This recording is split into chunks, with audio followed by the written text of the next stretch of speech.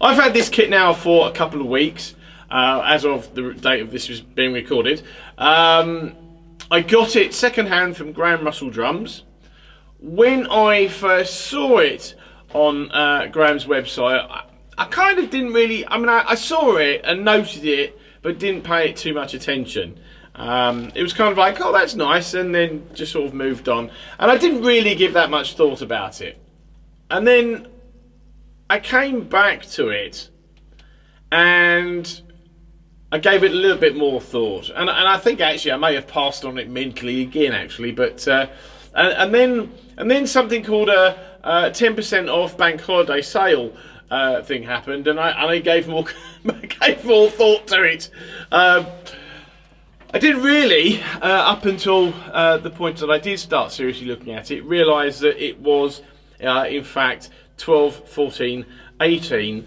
I thought actually from the photos and the casual glimpses that I'd sort of done, I actually thought it was probably more 22, 12, 16.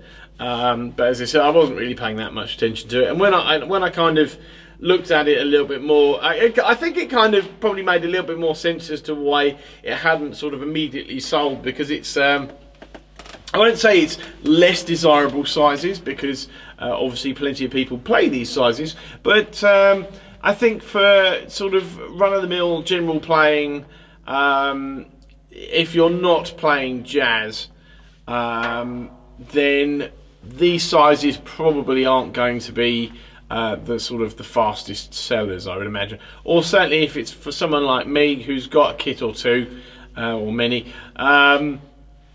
it's something that wouldn't be a first choice for sizing, and that's understandable. But the only thing I didn't like about this kit from the photos, actually, what I'm looking at, was the hoops. And the hoops in the photos, to my memory, and what I remember of that, they seemed a little bit sort of lighter, a little bit too sort of light. I'm not really the biggest fan of like two-tone bass drum hoops, but when the drum actually turned up, and I realised, or drums turned up, and I saw the finish in person along with the contrasting hoops, I realised that I was in fact obviously completely wrong again, and they really do work well. I'm not quite sure what wood the hoops are. Perhaps I would have found out by the time I edit this. I mean, they look to me to be cherry, but the offset, the colouring in the offset, it actually does work, and I've grown to like it very quickly. The drums themselves, so as you have seen, these are Lounge series drums. I think, from everything I've seen of BDC, it seems to me that everything is kind of, it's like Craviotto. It's like we don't make lower end stuff. It's all one level, and that is fine. If you're a boutique company and going for a certain sort of market, then absolutely that's cool. And I mean, the only reason I mention that is simply because it's in terms of, I think there's not one line that seems to be better than the other. There's no sort of hierarchy. It more seems to be, well, these are intended for this sort of vibe, these are intended for this sort of vibe, and here's some other stuff as well. So these are sort of supposed to have a sort of vintagey type feel and vibe to them, and for me that's what they absolutely do have.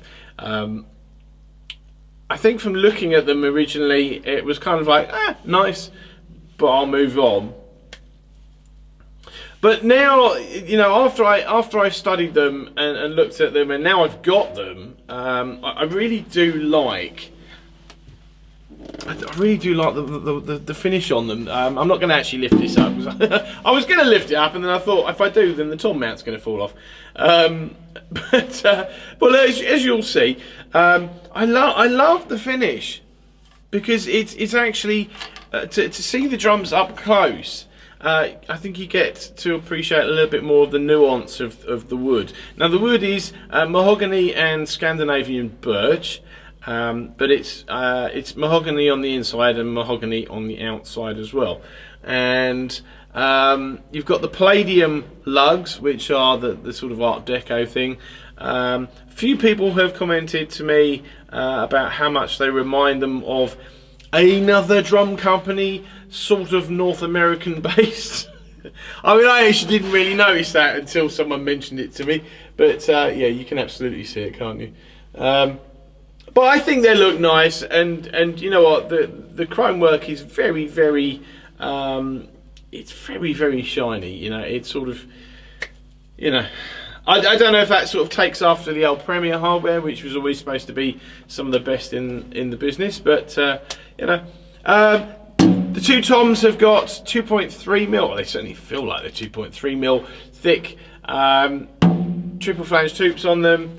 So the 12-inch tom, well, in fact both toms have got what feel to be 2.3 mil triple flange hoops on them.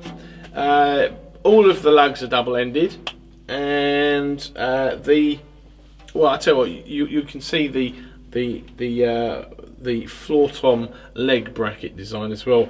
I really like that, actually. I mean, this is like, so, you know, to pick this up, this is like sort of, I think with all the metal on it, it kind of equates to sort of a, if you take maybe like the Trilogy 16-inch floor tom, they probably weigh about the same, or not far off, I think, with all the metalwork on here. But the bracket is, I think the bracket has an elegance to it. The floor tom leg bracket has an elegance to it, which is most sort of, you know, it fits in with everything else. It is quite substantial. It's not what you would call lightweight, but you know what? As a unit, I think it works, and aesthetically, it definitely works.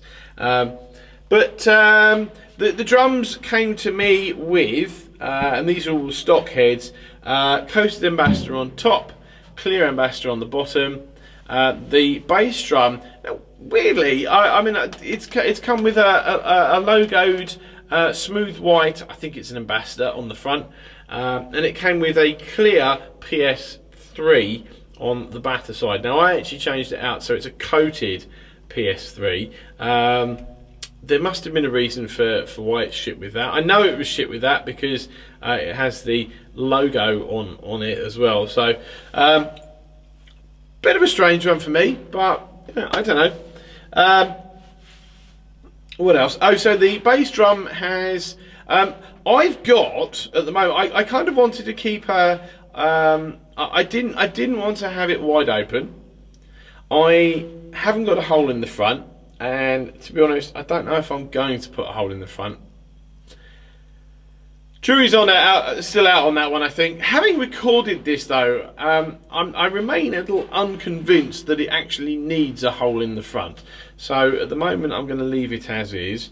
I've got shredded newspaper in there, so and I think it's kind of weighted towards the batter side, although I know there is some touching the front head as well. And I've also got, which I don't normally mention actually, I've got a wood, the wood Vic Firth beater on the pedal at the moment, and the pedal I've got, because it is relevant in this instance, normally it's not, but the pedal I've got on here is the Tama HP80. Now the reason why I have that specific pedal on here, and I'll put a photo of it so you know which one it is because it has an adjustable post on it. This bass drum is well, not this specific bass drum, but this size of bass drum is exactly the reason why I bought this pedal, because with the adjustable shaft on it, you can retain hitting the drum in the middle of the head without the need for a riser and without the need for adjusting it. So basically, because the shaft goes up and down, you can move it as is needed. So I have adjusted it, and I have a couple of 20-inch bass drums as well, which I can do the same thing with, and all works really well. So that was the reason why I bought this pedal.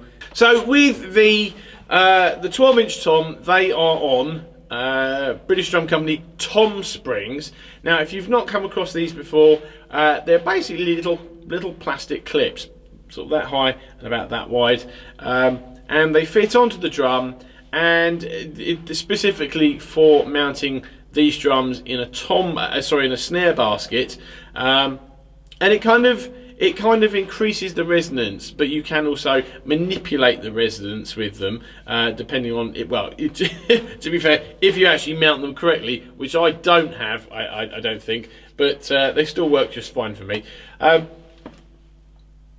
I don't know if I was really sceptical with the Tom Springs idea. I certainly was curious to try them. The fact that the drum kit turned up with them was kind of a bit of a bonus, really. But I have to say, I think they do work. I think it's easy sometimes to skip over things like that and say, oh, it's a bit of a gimmick and it doesn't work and whatever. But I genuinely think that the drum's resonance it has increased slightly. I did, when I first set the kit up, I did actually, I didn't put the Tom Springs on the drum. And the drum sounded fine, it did sound fine, but there was something about it, it just seemed to ring a little bit more when I put the Tom Springs on the drum. So, you know, whether you think it's gimmicky or not, I think in this particular instance, certainly to my ear, they work. Overall though, you know, I wasn't really looking for a kit with these sizes. It's not a kit that I would probably play too often. They're not sizes that I would regularly look to use. But I have to say, I really like them. I really like. You can tune the toms go down really nice and low.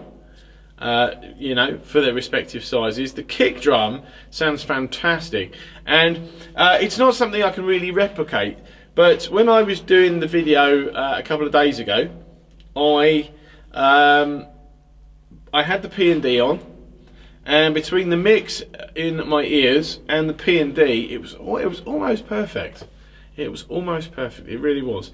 It was just a perfect combination of sound and feel. And there's no microphones in the bass drum. I've got a sub on the front, and then I've just got an Audix D6 pointing sort of around the centre of the head. So there's no isolation, and it still worked fantastically. It was just wonderful. It really was. So in terms of the bass drum, which I think is for me one of the more fascinating elements of this kit, is they do them 18 to 26, and I can't help thinking how wonderful a 26 in this series would be.